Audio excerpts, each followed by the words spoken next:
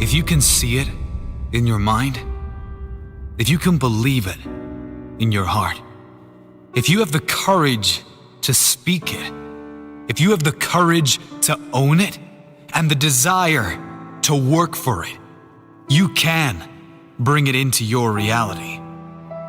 There's nothing off limits. There are no limitations. There are no limitations to those who believe and those who are willing to work for their dream. You have to see it in your mind before you can see it in your reality. You have to be a visionary. Picture everything you want so clearly in your mind until you can see it right in front of you. Write it all down on a piece of paper. Create a vision board. Then you will have evidence in the future. Evidence of the amazing power of your mind. The amazing power of you. If all you ever do is live by what is in front of you, reacting to the life in front of you, you will never move beyond the life that is in front of you. You have to be able to see outside of your current situation. You must be able to acknowledge where you are in life, but know you are capable of creating so much more. Know that where you are right now is not your life. You are where you are right now because of your past decisions and your past beliefs. Now, it's time to sum up the courage to ask for better, to believe in better, to believe magic is on the way. Now, it's time to get what you deserve. In life, we don't get what we ask for. We get what we ask and work for. Nothing in life will work without the work. No books, no seminars, no audio tapes, no gurus, nothing. Nothing will work if you don't. But I'm not talking about doing work you hate. There's no need for that. When you do work you love, it's not work. You do need to do something, but you do it because you love doing it, not because you have to. And that's where the magic is created. You add value to others by doing what you want to do, and you get rewarded. What you want is not going to come to you by just dreaming about it. When you get in your car to go somewhere, you would never expect to arrive at the destination by just closing your eyes and dreaming about it. You know you can't get there instantly. You must know where you're going, but you also understand that right now you are here. And in order to get to your destination, there is going to be a journey. There might be roadblocks, detours, stop signs, even breakdowns. But if you really must get to that destination, you can and will find a way. You would never stop halfway and turn around because of a detour, a setback, or an obstacle. You just take whatever path leads to your destination, even if it wasn't the path you planned on taking, even if it wasn't the easiest path. Life is no different. If you want something, anything in your life, you must first know where you are, and then you must know what it is going to take to get there. You make a commitment that no matter what happens, I will reach that destination. If I have to go the long way, I'll go the long way. If I have to learn a new way, I'll learn a new way. If there are detours, roadblocks, or breakdowns, I will keep going, fix the issue, get patched up, but I will never quit. If you just know, if you just believe, you will get there and you have the courage to see it through. There is nothing you can't have, nowhere you can't go, and no one you can't become. Muhammad Ali said, "The man who has no imagination has no wings." If you can't envision it, if you can't believe it, you will never see it. You will never be it. You see, if you want to live an average life, that is fine. Keep your feet on the ground. But if you want to soar, if you want to achieve great things, you must not only think those crazy thoughts, but feel it. Feel what it would feel like to be doing that thing you want to do. Feel what it feels like to have all the things you want, to be the person that has achieved the things you want to achieve. The very process of you feeling like you already have it will send vibrational signals to your brain. And if you are willing to work for it, it will be in your life very soon. Albert Einstein once said, "Your imagination is everything. It is the preview of life's coming attractions. Only those who believe anything is possible can achieve the things most would consider impossible. You must know who you are going to be before you become that person. You must picture what you want to achieve and feel like you already have it before you can bring it into your reality. In the greatest book of all time, Think and Grow Rich, Napoleon Hill states, "Whatever the mind of man can conceive and believe, it can achieve." He says, "You are the master of your destiny. You can influence, direct, and control your own environment. You can make your life what you want it to be." It's not a magic trick. It's not a new philosophy. Most of you know about it. And if you don't, you should start paying attention, because just about anyone who is great knows about it. As Robin Sharma said, everything is created twice. First in the mind, and then in reality. There is an energy and power far greater than we can comprehend at play. And we can either use it, live in harmony with it, create with it, or run in fear from it.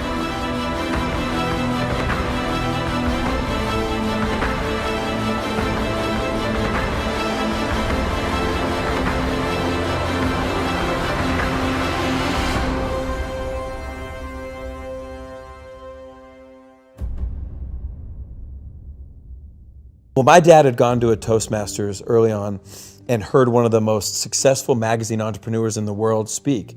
He comes back and tells me, "I just had a chance to hear one of the most successful magazine entrepreneurs in the world speak." And he said, "When are you taking your SAT?" I said, "I'm taking it next year." He said, "Well, this guy was failing out of high school. He was struggling. He was raised by a single mom in the Midwest, but he promised his mother he would take a test called the SAT." So he takes the SAT in May, his junior year, doesn't expect anything. The SAT, which I don't know how many your population know, but it's a standardized test with a math part and a verbal part. Both are scored out of 800 points. Well, this guy takes it, he's bombing, he's failing out of school, he doesn't expect anything as he's telling the story at Toastmasters. Well, he gets a 1480 out of 1600. So he's stunned, right? That would be for the smart people that listen to your podcast. Insane, yeah. Right, cognitive dissonance, right? I got a 900 on my SATs, just to give people a framework. Right, and I got a 990, excuse me. And I got a 1010, right? I was just, hey, 4 digits, and you know, it's a variety of different things. So he gets the score, and his mother, doing what any mother would do, knowing her kid, says, "Did you cheat?"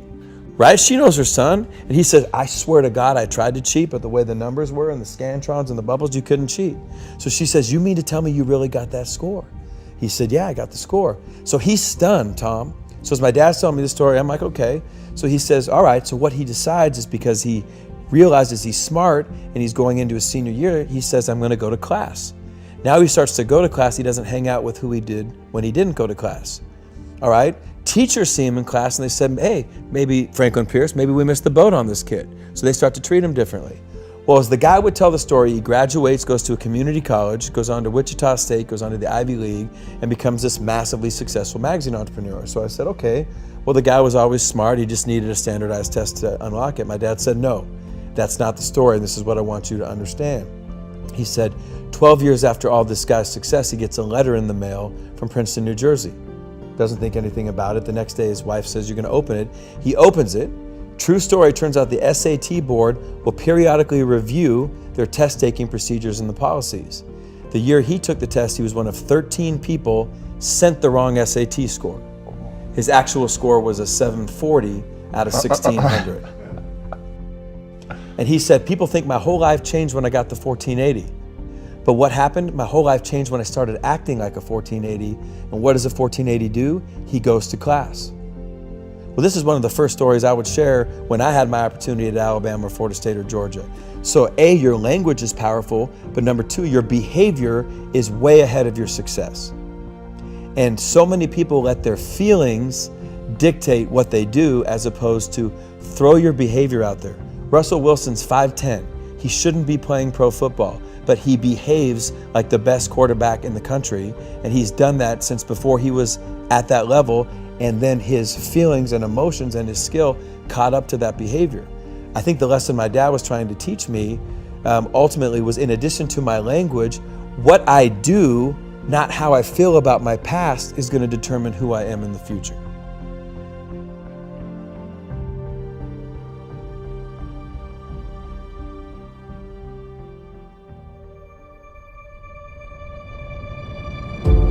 We are all in the gutter, but some of us are looking at the stars. What does this famous quote by Oscar Wilde actually mean? How do you interpret his words? What meaning do you give these words? We are all in the gutter, but some of us are looking at the stars. Our interpretation: we all have our own challenges and issues unique to us.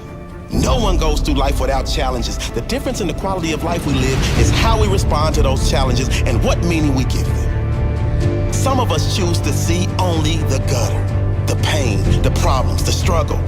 However, some choose to look at the stars, to dream of better, to believe there is better, to focus on the positive and work toward making something magical of this life.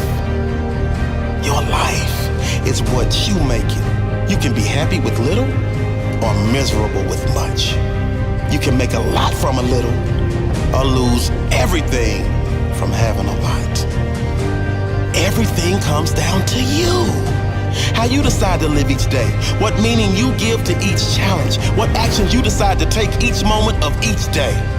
Some choose to throw in the towel. They say they will never make it because this happened, and because that person did this to me. They frequently blame others for their misfortune and constantly play the luck card. On the flip side, some who face massive challenges and big life issues choose to react differently. They will rise early knowing that every day is a new day and a new opportunity. Knowing that no yesterday has control over how you react today. Knowing that today and right now, you can take the first step towards turning your life into something far greater than you ever imagined. So take a step forward today, no matter how small, and then another step tomorrow, and another the next day, and always ensure you are moving forward. Always ensure you are looking at the stars, keeping your goals and dreams in the forefront of your mind, remaining alert to opportunities, seeking opportunities to move forward, and capitalizing when they arrive. Next time you're in a challenging moment, know that you can remain down. Play the victim role as most do. Give up as most do. Use the event as a reason why you didn't make it, also as most do. Or you can do what the minority do, which is decide you are greater than any challenge, and it is never about how great the challenge is in your life. See, you will only ever be defined by how you react to your challenging moments. So stay strong, remain hungry, and always be looking up at the stars.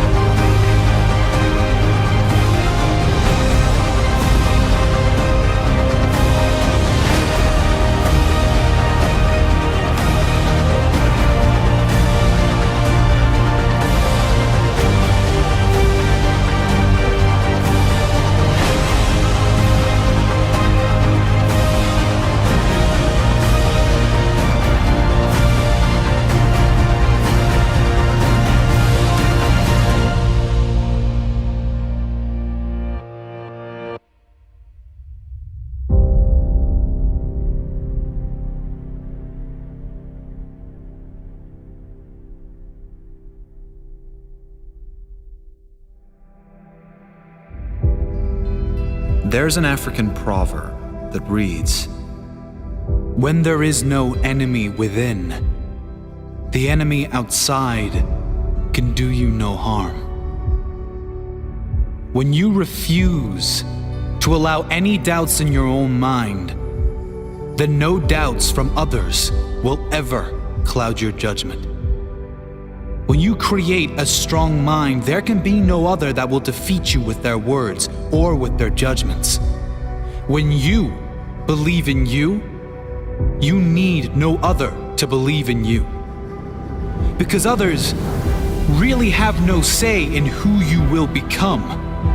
Only you have that say. Only you can decide if others' opinions become reality or you create your own fate.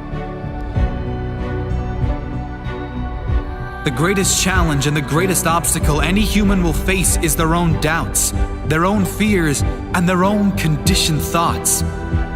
If you want to live your dream, you will have to fight for it. You will have to fight the greatest battles of your life. You will have to battle the external enemy. People who don't believe in you. People who do you wrong. People who put you down. You will have to battle the intimate enemy. Those close to you who might do you wrong, or maybe you assume don't believe in you. Those who want the best for you, but their idea of support is to remind you of what can't be done or shouldn't be attempted. But the worst of all is the internal enemy. You will have to battle what seems like an army in your own head, an army of doubt. Fear of failure, fear of judgment, lack of belief. The voices inside the head saying, I am not good enough. I'm not worthy. I want to do this, but I can't. I want to give to those I love, but I can't.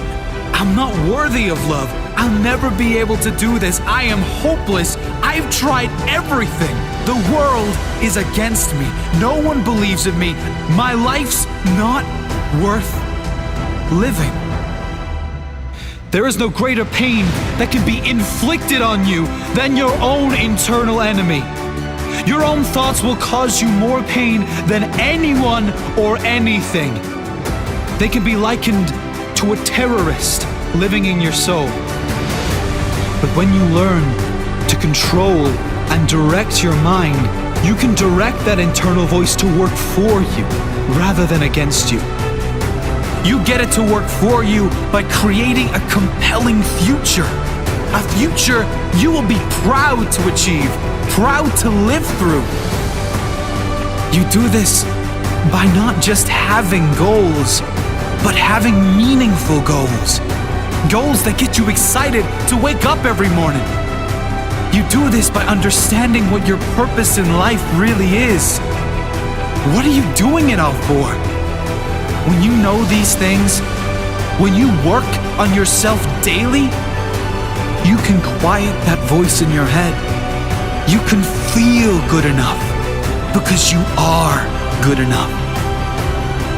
But it does take a commitment of daily practice to work on yourself. Cut out something that you spend a lot of time on that does nothing good for your life and replace it with daily work on you. Empower yourself. Set your life up to win.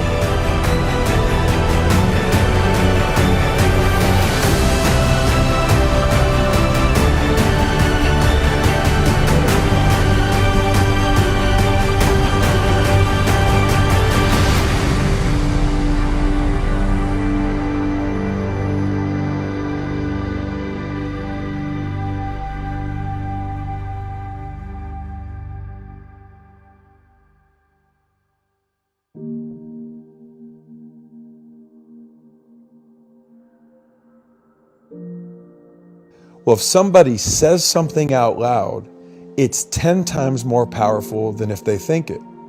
And then as we started to study the data, particularly data that was just reinforced by Christine Porath from Georgetown and Harvard, that negativity is a multiple of 4 to 7 times more powerful than positivity. So think about that. If I say something out loud, it's 10x. If it's negative, it's 4 to 7 times more powerful. So when I say negative things out loud, it's 40 to 70 times more likely that that will happen or cause a result that won't be good for me than if I just didn't say anything. So as we were going into our second year at Alabama, we made a bet. What if we could just get our players to not say stupid things out loud? What if we could just do that? Not teach any element of positive thinking, but eliminate conversations about the heat, complaining about coaches, complaining about circumstances, complaining about situations, verbalizing negativity. But we weren't going to lie to them and say, hey, be positive. We just taught them the data. And then what we did was some of the things that you noticed in the book, the stories in and around negativity are incredible.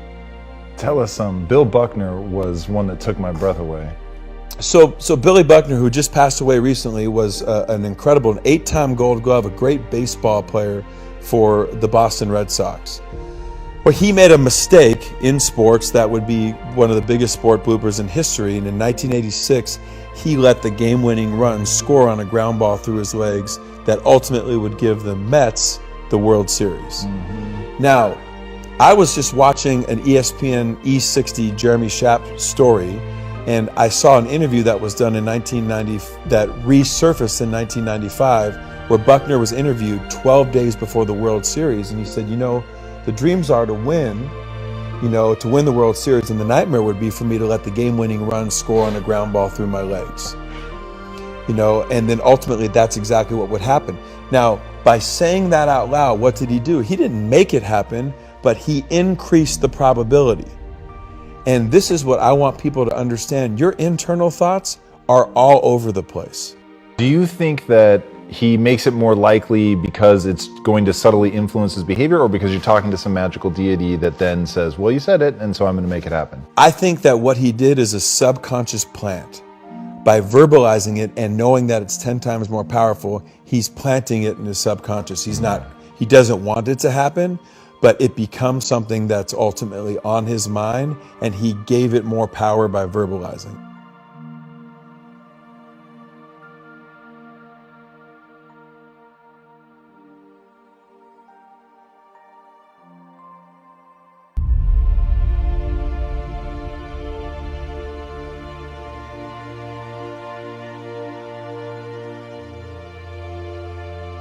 Never allow people who gave up on their dreams convince you to give up on yours.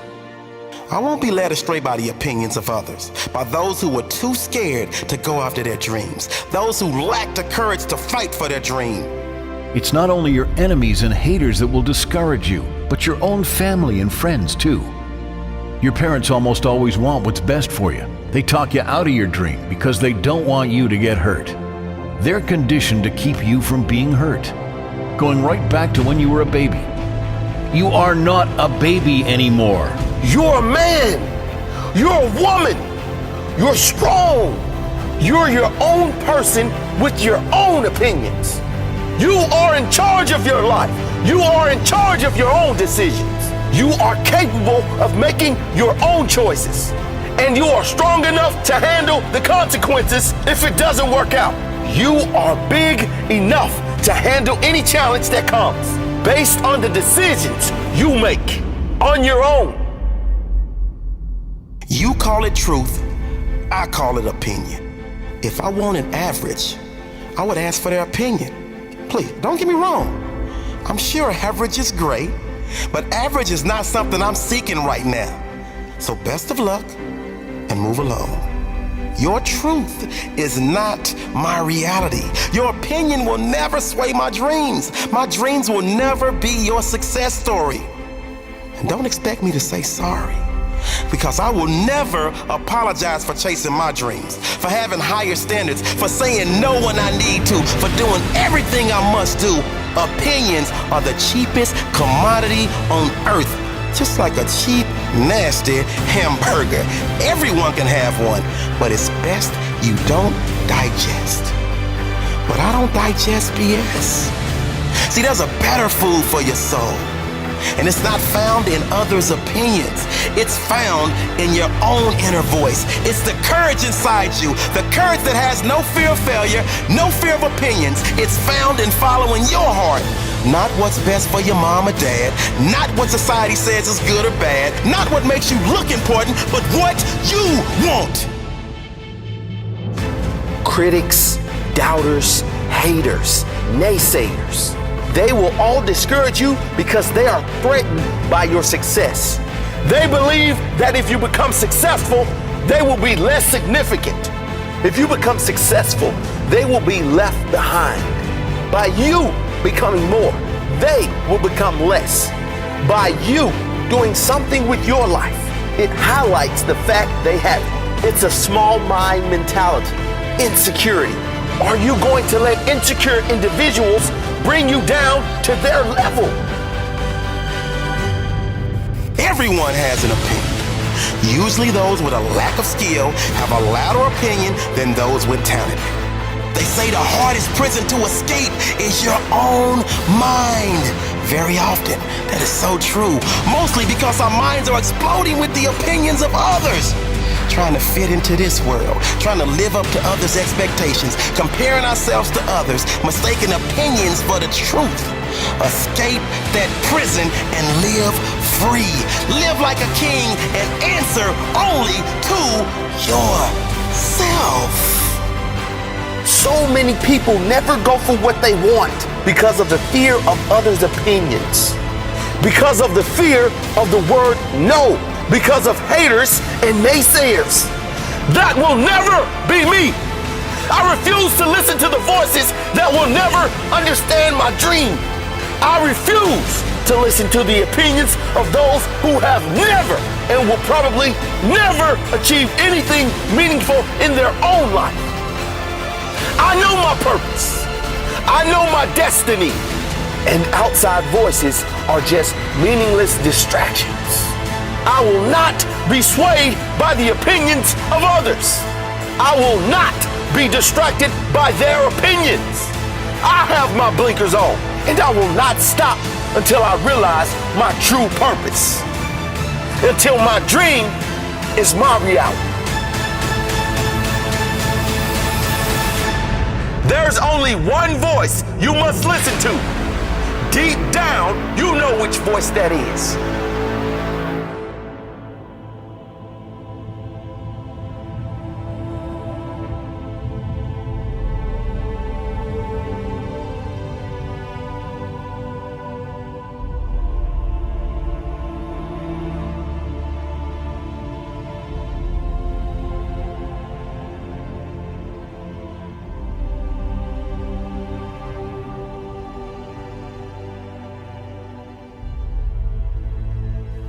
I don't care how scared you are.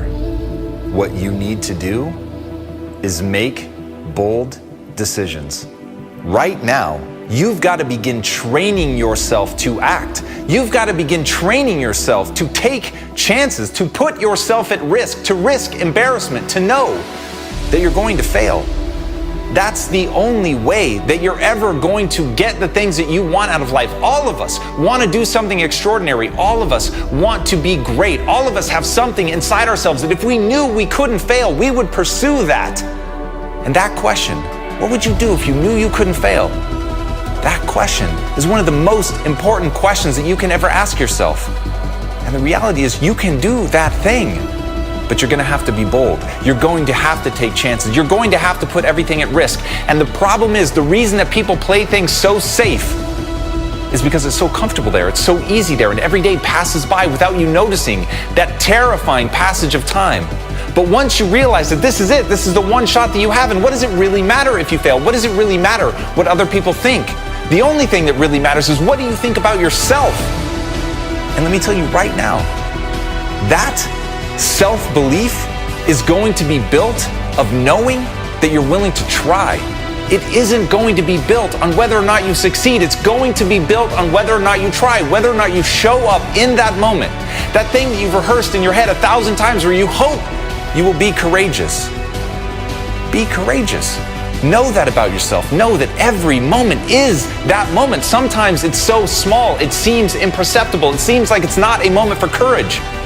But every moment is a moment for courage. Every moment, right now, is your chance to act, to strike, to be bold, to do the thing that you're afraid you won't be able to do, but to do the thing that you know could lead you where you want to go, to do the thing that you would do if you knew you couldn't fail.